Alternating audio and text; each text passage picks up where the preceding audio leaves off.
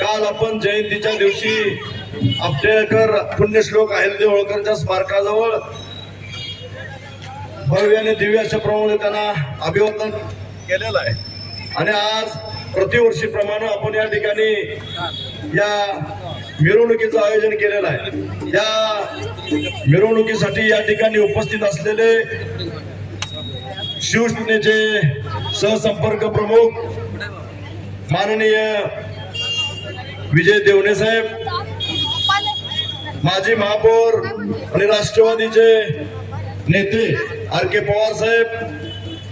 कोल्हापूर शहर काँग्रेस कमिटीचे अध्यक्ष आदरणीय सचिनभाई चव्हाण, माजी नगरसेवक मोहन सालपे साहेब, बाबूराव कदम, मोहन सोनवणे, संभाजीराव जगदाळे, महेश मचले, मराठा महासंघाचे नेते वसंतराव मुळीक साहेब, सोमनाथ घोडेराव, उदय देसाई, दीपक शेळके, यतीन पुजारी, मच्छिंद्र बनसोडे, संजय पटकारे आणि ज्यांच्या नेतृत्वाखाली या संबंध कार्यक्रमाचं नियोजन आणि जिल्हाभर आम्ही करत असतो ते आमच्या सर्वांचे लाडके नेते मल्हारचे सहसेनापती बबनराव रानगे साहेब, उपस्थित असलेले जिल्ह्याच्या कानाकोपऱ्यातून आलेले सर्व आमचे पदाधिकारी, महासंघाचे अध्यक्ष राघव हजारे, बाळासाहेब दायंगडे, बाबूराव बोडके, खोत साहेब, महादेव लांडगे, सचिन सलगर,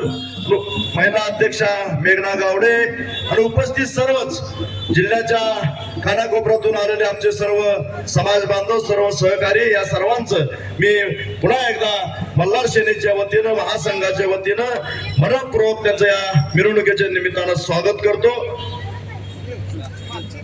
या ठिकाणी वांटी मगदूम आमचे सहकारी मित्र आणि शांकी मगदूम यांचं देखील या मिरवणुकीसाठी आले, त्यांचं देखील मल्हार सेनेच्या वतीने मी सहर्ष स्वागत करतो।